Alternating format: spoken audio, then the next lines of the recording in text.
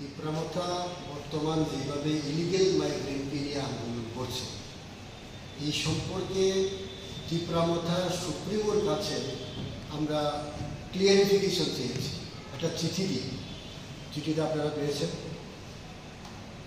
যে illegal migrant বলে যে আন্দোলনটা চলছে, এটার কাট অফ মার্কস আর কাট অফ ডেট কোনটা, কোন ডেটটাকে নিয়ে তোমরা আন্দোলন করছো, এটাকে ক্লিয়ারিফিকেশনের জন্য আমরা মহারাষ্ট্র প্রদীপ কিশোর গভর্নমেন্টের কাছে একটা চিঠি দিয়েছি, মেইলও করেছি। মেইল পাওয়ার সাথে সাথে উনি 5:38 আমাকে ফোন করে বলল যে আমরা 1971 সালে 25 মার্চ এটাকে বৃত্তি বছর হিসাবে আমরা কাজ করছি। আমি জিজ্ঞেস করলাম, এখন যে আপনারা হইচই করছেন বই, এমন কোনো তো ঘটনা নেই। আমি সুপ্রিম কোর্টে একটা কেস করেছি, সুপ্রিম কোর্টে এখনো কেস। আমি বললাম, সুপ্রিম কোর্টে আপনি কেস করছেন 2014 সালের 31 ডিসেম্বর সিএ একটা লাগু করে দিল ভারত সরকার। তা আপনারা এখন এইটাকে ইলিগাল মাইগ্রেন্ট বলবেন না কোনটাকে ইলিগাল মাইগ্রেন্ট? না, আমরা কেস করেছি, কেস করলে তো হবে না। তো এইটা নিয়ে আমার সাথে কথা হয়েছে, আমি ক্লিয়ারিফিকেশন দিয়েছি। তো তীব্রমতা নামক যে দলটা আছে, এই দলের প্রথম দাবি হচ্ছে গ্রেটার ত্রিপুরাল্যান্ড। তারপরে বলল নো কম্প্রোমাইজ, নো কম্প্রোমাইজ, কম্প্রোমাইজই করবে না। কিন্তু যশবন্ত প্যালেস, এই যশবন্ত প্যালেস নিয়ে তারা আন্দোলন করেছিল। এটা রাষ্ট্রপতি দ্রৌপদী মুর্মুজি এসে এখানে মহারাজ বীর বিক্রমের নামে একটা কি বলে মিউজিয়াম হবে, এটা একটা করে গেছে। কিন্তু হঠাৎ করে তাজ হোটেলের সাথে কথা বলে ওইটাকে মিউজিয়াম করা হবে, এখানে তাজ হোটেল করা হবে।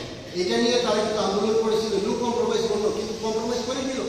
এখানে 200 জন চাকরি হবে, তারপরে 200 ঠিক টাকা পাবে এডিসিকে। তো এইটা আমি জানতে চাই যে এইভাবে চুক্তি না হলে কি এডিসিকে টাকা দেবে না?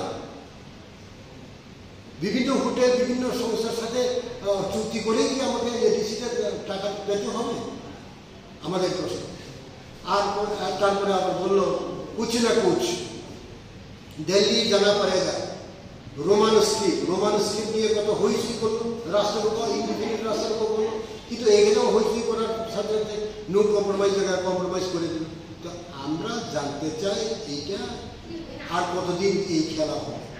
এখানকার আদিবাসী, সাধারণ আদিবাসী যারা আছেন তাদেরকে এইভাবে লেলিয়ে দিয়ে, এইভাবে বিভ্রান্ত করে আদিবাসীদেরকে যেভাবে কষ্ট দিচ্ছে, এখান থেকে বেরিয়ে আসার জন্য আমরা আবেদন জানাচ্ছি এবং ক্লিয়ারিফিকেশন চাইছি যে কোনটাকে নিয়ে আপনারা আন্দোলন করতে চান, কোন date of March, date of year, এটাকে নিয়ে আন্দোলন করতে চাইছি।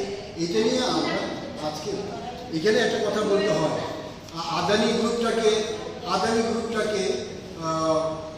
7টা পাওয়ার প্ল্যান্ট করেছে, তাপবিদ্যুৎ কেন্দ্র। এটার মধ্যে গত 13 তারিখ জুনে আসামের বড়োলেতে ডিমাসাও ডিস্ট্রিক্টে 9,000 বিঘা জমি তারা দখল করতে চেয়েছিল। কার নেতৃত্বে? জীবন্ত বিশ্ব শর্মার নেতৃত্বে, বিজেপির এক নেতা জীবন্ত বিশ্ব শর্মা, ওনার নেতৃত্বে। এখানে বড়োরা যেভাবে এটাকে প্রতিবাদ করেছে, বোলডোজার দিয়ে বাড়িঘর ভেঙেছে, এখানে হাজার হাজার আদিবাসী সম্প্রদায়ের লোকেরা এটাকে প্রতিবাদ করার পরে জীবন্ত বিশ্ব শর্মা এখান থেকে দৌড়ে পালিয়েছে। তো এইভাবে ঝাড়খণ্ডে 3 বছর আগে করেছিল, এটাও এখন পর্যন্ত তারা 8,000 চাকরি দেওয়ার কথা, কিন্তু এই চাকরি এখনো হয়নি। কাজে যশবন্ত পেলে এইটা রাজ আমলের একটা কি বলে স্মৃতি, এটাকে ধ্বংস করার জন্য বিজেপি চাইছে। এটাকে আমরা প্রতিবাদ করি। আমরা এর জন্য মহারাজের কাছে ক্লিয়ারিফিকেশন চাই, কোনটাকে নিয়ে আপনি কম্প্রোমাইজ করতে চাইছেন, কোনটাকে নিয়ে যেখানে কম্প্রোমাইজ করবো না অথচ কম্প্রোমাইজ করবেন। এই সব ব্যাপার নিয়ে আমরা তীব্রমতার কাছে কি বলে ক্লিয়ারিফিকেশন পেয়েছি এবং রাজ্যের আদিবাসী জনগোষ্ঠীকে সামনে আমরা আবেদন জানাচ্ছি, রাজ্যের কংগ্রেস এবং কেন্দ্রের কংগ্রেস ছাড়া এখানে কারণ এই কংগ্রেসের মাধ্যমে এখানে সোশ্যাল প্রফেশন হয়েছে, এই কংগ্রেসের মাধ্যমে এখানে তিনটা রিজার্ভশিপ হয়েছে। কাজে আমাদের আবেদন থাকবে আদিবাসীর কাছে সুষ্ঠুভাবে চিন্তা করে ভারতীয় জাতীয় কংগ্রেস দলে কি বলে যোগদান করার জন্য এবং এই কংগ্রেসের সামিল হওয়ার জন্য আবেদন জানাচ্ছি। যশবন্ত প্যালেস নিয়ে আপনারা কি কোনো ধরনের আন্দোলন করবেন? এতদিন পর আপনারা বললেন এই ব্যাপারে।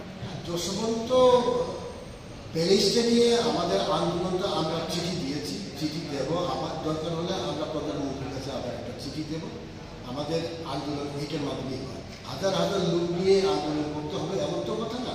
আমরা মেমোরিয়ালের মাধ্যমে আমরা আন্দোলন করতে চাই এবং এই বরাদ্দটা কেন আমরা আজকে CBSE এবং ICSE কাছে আমরা পাঠাচ্ছি, একটা ইমেল করবো আর একটা স্পিড কোশ্চেন আমরা পাঠাচ্ছি। আর বাংলাদেশি হটাও নিয়ে আপনাদের স্ট্যান্ড কি হবে? বাংলাদেশ হটাও আমরা তো চিঠি দিয়েছি, আমরা তো সিএর বিরুদ্ধে আমরা চিফ সেক্রেটারির কাছে একটা চিঠি দিয়েছি, মেমোরেন্ডাম দিয়েছি। কি হটাবে না এটা বড় কথা না, আমরা আইন নিয়ে এখানে কি আইন হয়েছে এই আইনের বিরুদ্ধে এবং 1971 সালে যে রাজীব এবং মুজিবের চুক্তি হয়েছে, ইন্দিরা এবং মুজিবের